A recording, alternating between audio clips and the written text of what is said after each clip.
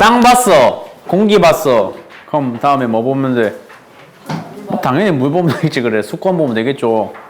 지표면에 70%가 뭐로 덮여 있다? 물로 덮여 있다. 바닷물로 덮여 있는데 아이고 씨. 근데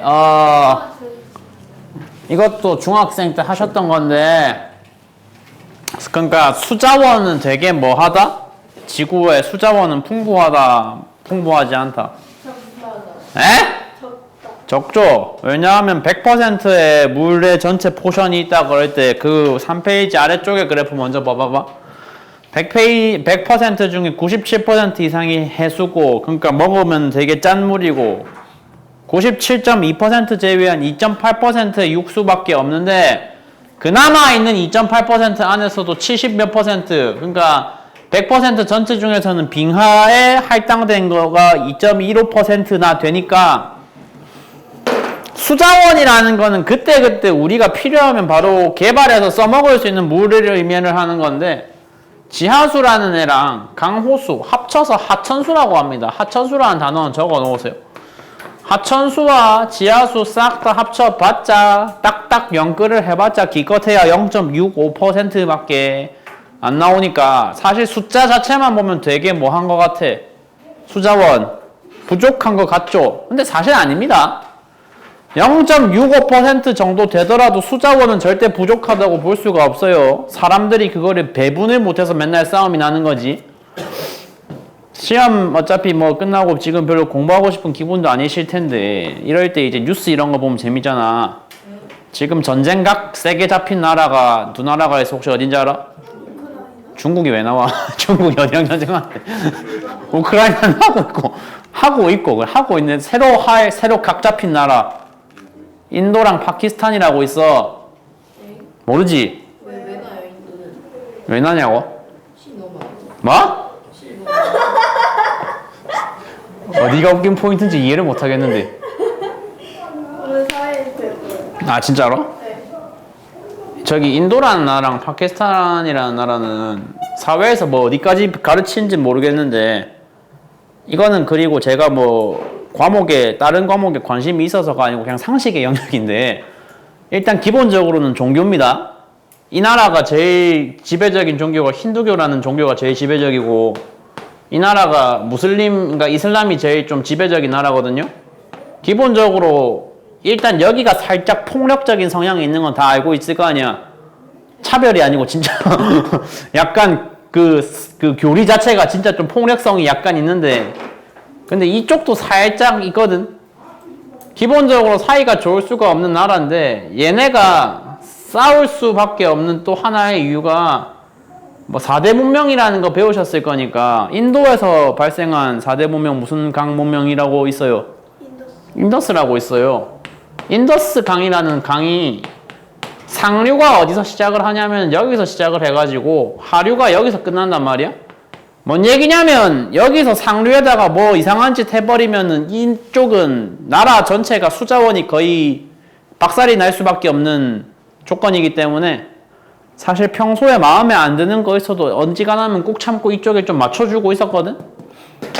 근데 이쪽에 있는 어떤 테러리스트들이 여기서 무슨 사건 일으켜가지고 여기서 빡쳐가지고 이제 상수도 잠그겠다 이렇게 협박을 했다고 하던데 그건 진짜인지는 모르겠고 아무튼 종교 플러스 수자원 합쳐져서 굉장히 전쟁각이 날카롭게 섰다고 하더라고요.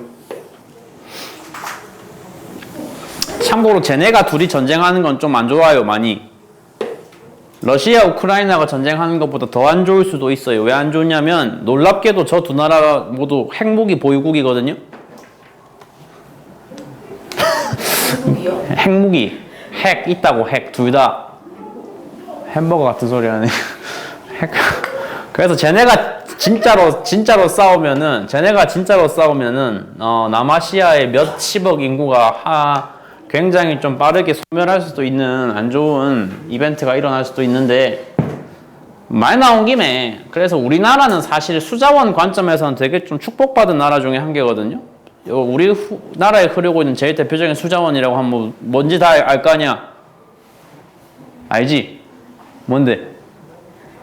한국에 흐르는 제일 대표적인 수자원 한강인데 한강이라는 강이 왜 제일 굉장히 축복받은 강이냐면 상류가 어디서 시작하냐면 여기서 시작해가지고 딱 여기서 흘러가 나간단 말이야. 만약에 일반적인 다른 나라들처럼 주로 산맥에서 시작을 하는 게 일반적이니까 산 많기로 유명한 저기서 시작을 해가지고 한강 자취가 이렇게 흘러갔다 그러면은 사실 뭐 굉장히 우리가 저쪽에 설설 기어야 되는 안 좋은 조건을 가지고 있을 수도 있었는데 아주 좋은 다행스럽게도 한강이라고 하는 또 국제적으로 봐도 굉장히 큰 규모의 강인데 그런 강이 온전히 남한 영토에만 머물러 있기 때문에 우리는 수자원 가지고 딱히 아쉬운 소리는 안 해도 됩니다. 알았죠? 뭐 이런 건 안 나오겠지만 그래서 이제 수권 전체의 분포를 보면은 당연히 압도적 원탑은 누구로 잡으셔야 되고 해수로 잡으셔야 되고 해수 다음 순번으로 빙하, 지하수 그리고 아까 얘기했던 강과 호수 합쳐서 하천수들 순서로 배정이 돼 있고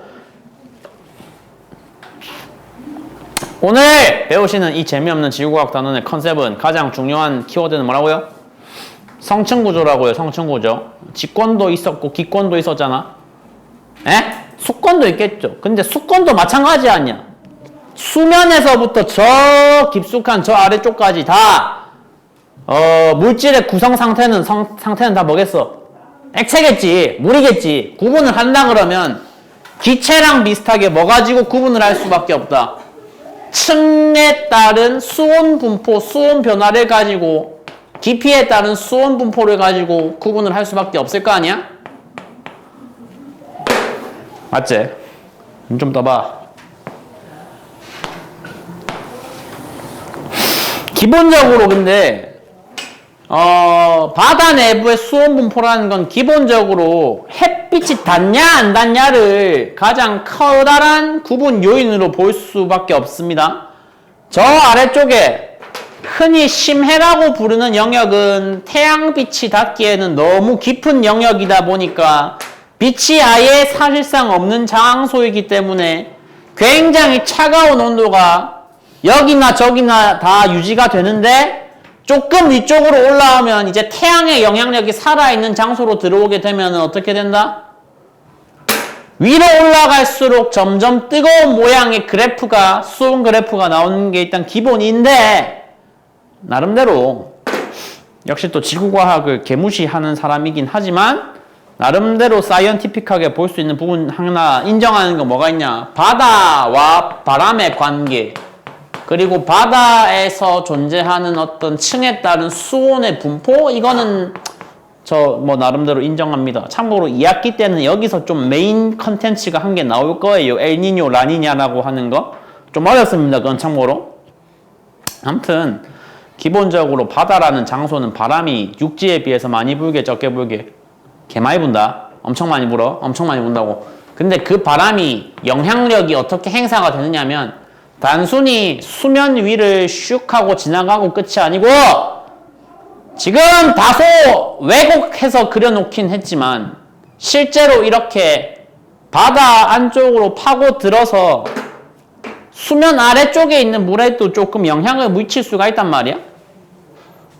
어떤 일이 벌어지냐면 그러면 수면 근처에 이렇게 수온이 쭉 내려가고 있는 층 아무 때나 붙잡고 당연히 그 미세한 영역에서도 아래쪽이 더 차가울 것이고 위쪽이 더 뭐 하겠어요? 뜨겁겠죠? 기본적인 온도 분포가 위쪽이 뜨겁고 아래쪽이 차가웠었는데 거기에 바람이 개입을 했다고. 바람이 억지로 개입을 해가지고 어떻게 해버리는 거냐면 아래쪽에 차가운 물과 위쪽에 뜨거운 물을 억지로 만나게 합니다. 차가운 거랑 따뜻한 게 만났어. 어떻게 되게? 그렇죠. 소위 말하는 미지근해지는 상태가 돼서 다소 평균적인 온도의 분포를 바꿔서 한마디로 어느 영역까지는 바람의 영향력이 살아있는 높이, 깊이까지는 뭔가 단일한 평균적인 온도로 딱 통합을 시켜버릴 수 있다는 얘기죠. 그렇게 만들어지는 층을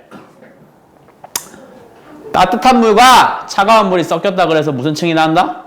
혼합층이라고 한다. 지금 들으신 정보로 판단하시건데 혼합층이라고 하는 이 층은 만들어지는 이유부터가 뭐의 영향력에 의해서 만들어진 거기 때문에 바람에 의해서 만들어진 거기 때문에 당연히 층의 두께가 뭐에 비례할 수밖에 없겠어. 바람에 비례하겠지. 하겠지. 할 건데 봐봐. 통사 이번에 지리 시험 치였으니까 다 최소한도로 이제 그건 할 거 아니야. 위도별 지역 구분 다 할 수 있을 거 아니야. 고위도, 중위도, 저위도. 저위도가 적도 말하는 표현이야? 극지방 말하는 표현이야? 적도죠.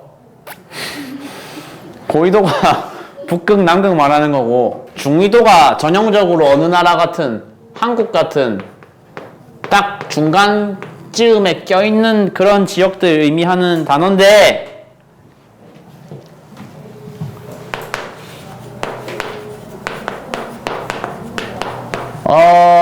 분명히 시각 자료 한 개는 볼 거야. 본인들 학교가 어렵게 내든 쉽게 내는 스타일이든 다 하나쯤은 나올 거야. 위도별 혼합층과 수온약층의 두께 비교하는 자료가 분명히 하나 이상은 나올 건데 혼합층 두께 괄호치고 뭐에 비례한댔어? 바람 세기에 비례한다 그랬으니까 지역을 세 개로 구분을 했으면 저 중에 바람 제일 세게 부는 데가 어디냐?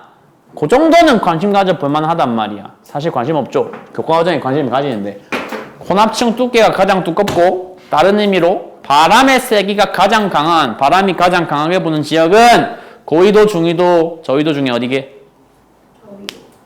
고위도. 중위도야.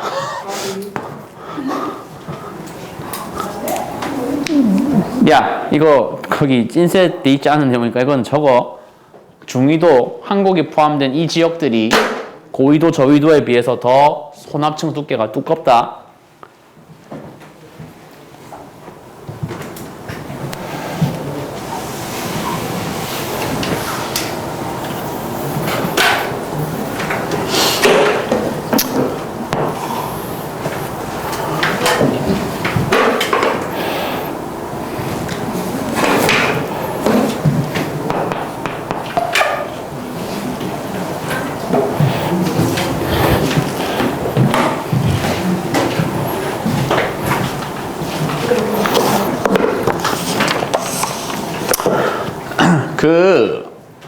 또 조금 사이언티픽한 얘기로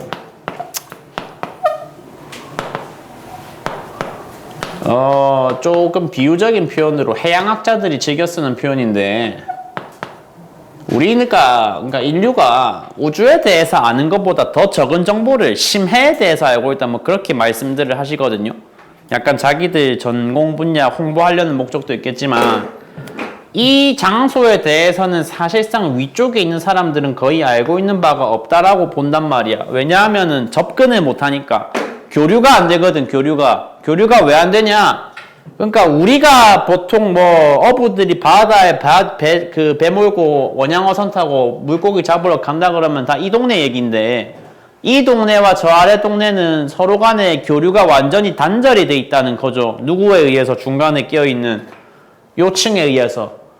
왜냐하면 여기가 수온 그래프 딱 보시면 아시겠지만 아래쪽으로 갈수록 점점 뭐가 되고 차가워지고 위로 갈수록 뭐가 되니까 따뜻해지니까 따라서 액체가 위쪽이 뜨겁고 아래쪽이 차가우니까 기본적으로 대류가 일어나겠어 안 일어나겠어? 안 일어나겠죠. 대류가 거의 완벽에 가까울 정도로 안 일어나는 층이 바로 수온 약층이고 그게 지금 저기 연직 운동이 일어나기 어렵다라는 표현으로 반영이 되어 있습니다. 맞죠?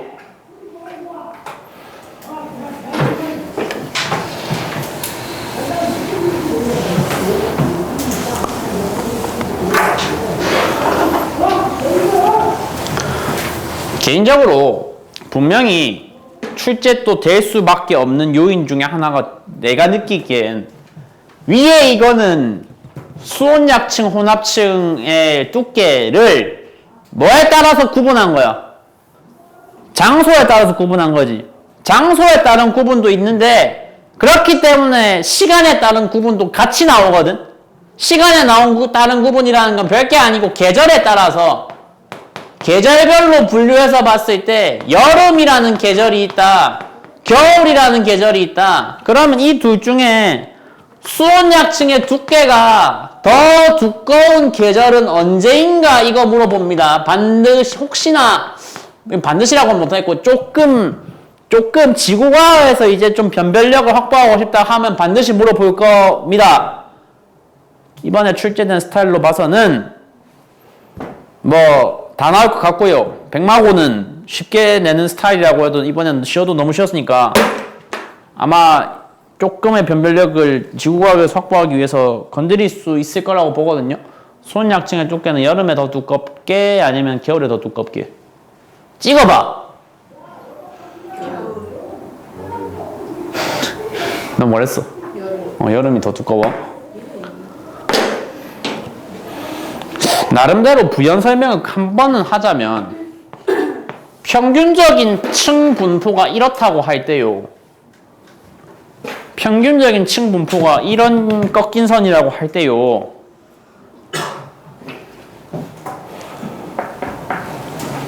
이게 평균치라고 합시다. 평균치.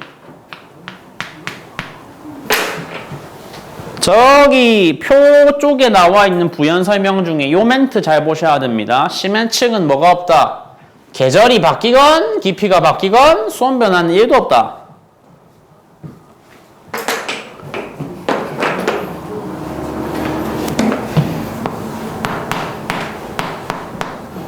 그러니까 내가 평균치와 비교했을 때 여름이라는 썸머라는 특수한 계절의 그래프를 어떻게 그릴 거냐? 심해층은 그대로 간단 말이야. 심해층은 그대로 가는데 여름이야. 그러면 뭐가 많이 바뀌겠어? 표면의 수온이 수면 근처의 물이 뜨거워질까요? 차가워질까요? 당연히 개 뜨거워지겠죠. 그러니까 평균적인 수면 온도에 비해서 여름에는 저만큼 한 칸 더 진행한 상태의 표면 근처, 수면 근처의 수온이 형성이 될 수밖에 없고, 수온 약층이라는 건 어떤 컨셉이냐면 여기 이 점과 이 점 사이를 이어주기 위해서 존재하는 층이 수온 약층이라고 보면 되거든. 그러니까 평균적인 계절일 때는 이어져야 되는 끝점이 기껏해라 여기였는데 여름이라는 특수 조건이 발동이 되면은 출발점은 그대로인데 도착점이 저 뒤로 후퇴해버리니까 중간을 이어줘야 되는 수온 약층이라는 층도 어떻게 될 수밖에 없다? 평소보다 더 발달을 해야 된다라는 원리야. 만약에 수권에서 문제 어렵게 나온다면 틀림없이 이걸로 물어볼 거거든? 이거는 외운다기보단 이해하면 돼. 알았지? 따라서 그러니까 그려봐. 색깔 구분해서 그래프 예쁘게 그려봐. 그리라고! 이거 색깔 구분해서 평균일 때와 여름일 때.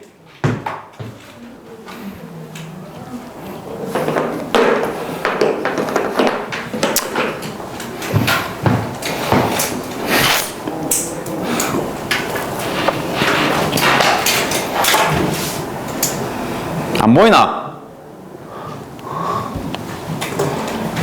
저요? 예.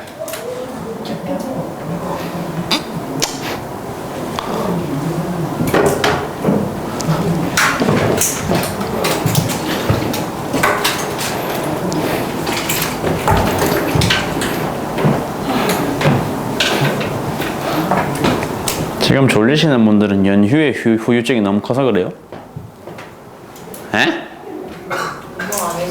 운동을 안 해서 그랬다고? 해 그럼.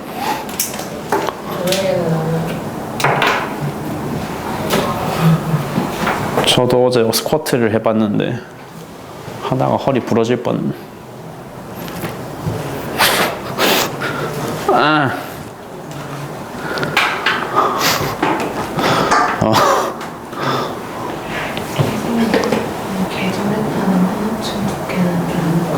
혼합층 두께는 이거에 반대로 가면 돼.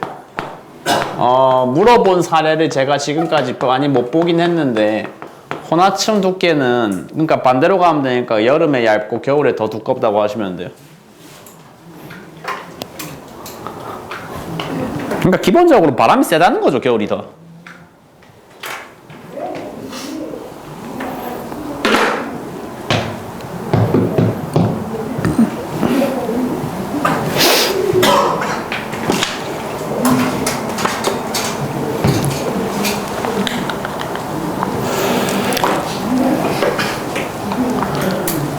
그리고 뭐 별도로 외워주시면 되는 건 이런 거, 사소한 거. 해수에서 가장 많은 부피를 차지한다. 심해층이. 수온이 낮은 이유는 뭐 때문이다. 태양이 도달하지 못하니까. 아마 사소한 내용이라서 물어볼 것 같진 않은데, 태양에 도달 못한다는 거는 저 깊은 바다는 빛이 있다 없다? 사실상 없다는 거니까, 여기에 사는 심해어종이라고 흔히 부르는 애들은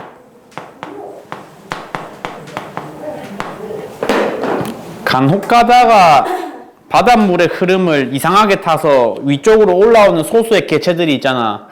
걔네들 가끔 가다가 채취해서 살펴 관찰해 보면은 눈이 다 어떻게 돼 있다? 퇴화돼 있어요. 심해어종이라는 애들은. 그러니까 내부에서는 저 아래에서는 빛이라는 게 사실상 존재하지 않으니까.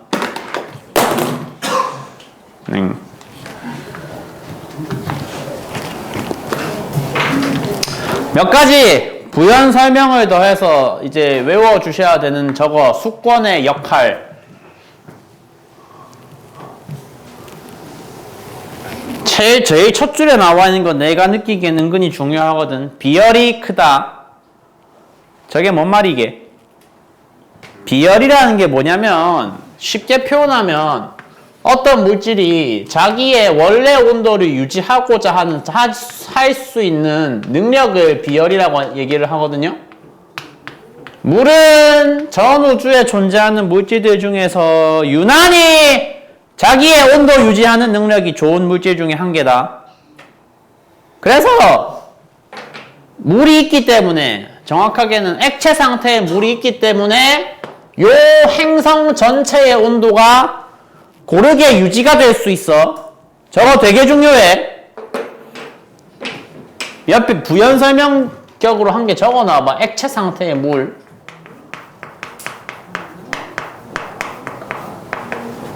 얘가 있고 없고에 따라서 그 행성이 생명체가 살 수 있는지 없는지를 결정하는 매우 큰 팩터로 또 작용을 하게 됩니다.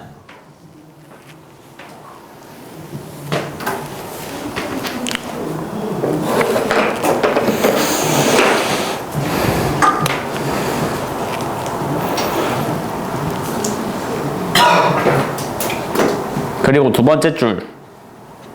해수의 순환과 물의 순환을 통해서 에너지 평형에 기여한다. 이런 거를 좀 커다란 스케일로 일어나는 거를 해수 대순환이라고 부릅니다. 중학교 때 기억 잠깐 되살려 보시면 무슨 쿠로시오 난류에 쪼개져 나오는 동안 난류, 황해 난류 이런 거 배운 적 있지. 쿠로시오 난류가 저 아래쪽에 열대 지역에 있는 뜨거운 해수들, 뜨거운 에너지를 상대적으로 온도가 낮은 우리나라라든지 저 위쪽에 고위도로 분류해주기 위해서 일어나는 해수 대순환의 일종입니다. 알겠죠?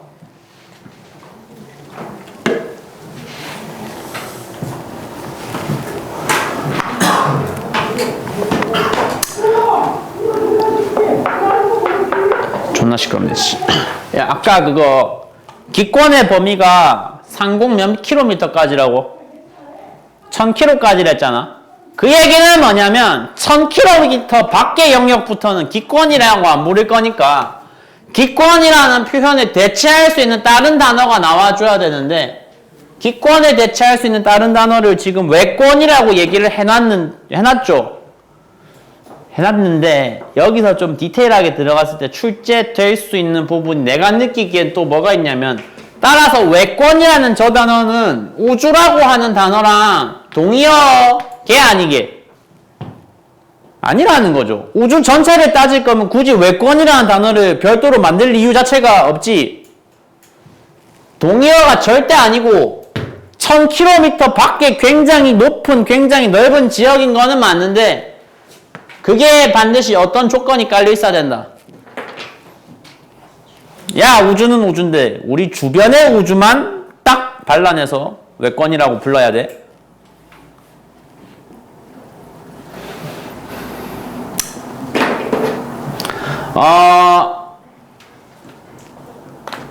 생물권은 뭐 특별히 얘기할 거 없는데, 아까 좀 중요한 단어라고 적으라고 했던 게 뭐냐면은 그 액체 상태의 물이잖아요. 액체 상태의 물.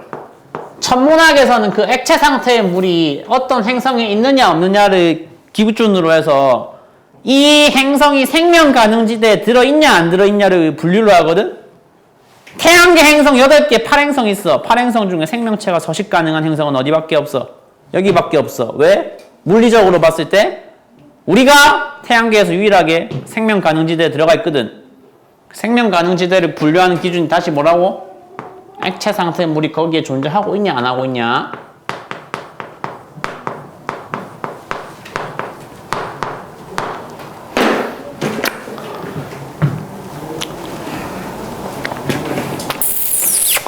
그리고 우주선 태양풍은 아까 지구 자기장이 막아주는 위험한 물건들이라고 했잖아. 우주선은 볼 거 없는데 이거는 좀 볼만한 주제인 것 같아요. 태양 대기층에서 방출된 전기를 띤 입자를 태양풍이라고 하는데 그것들의 사례가 다 이번 중간 시험에 제일 좀 중요하게 다뤄졌던 애들이 나와 있잖아. 전자랑 양성자랑 헬륨 원자 핵이라고. 저 세 입자는 그래서 뭐를 한번 또 리뷰를 해보실 필요가 있다. 세 입자가 각자 보유한 전하량들이 각자 얼마인지 정도는 한 번씩 적고 가실 필요가 있다. 전자! 전하량 얼마야? 네. 양성자 전하량 얼마야? 플러스 헬륨 원자 핵 전하량 얼마야? 플러스. 혹시나 모르셨으면 적어 주신 다음에 어디죠? 예? 뭐라고요? 어디에요? 세 번째 페이지 아래쪽에 있는데 야 지금까지 내용 숙지하신 거 바탕으로 세 번째 빈칸 채워라.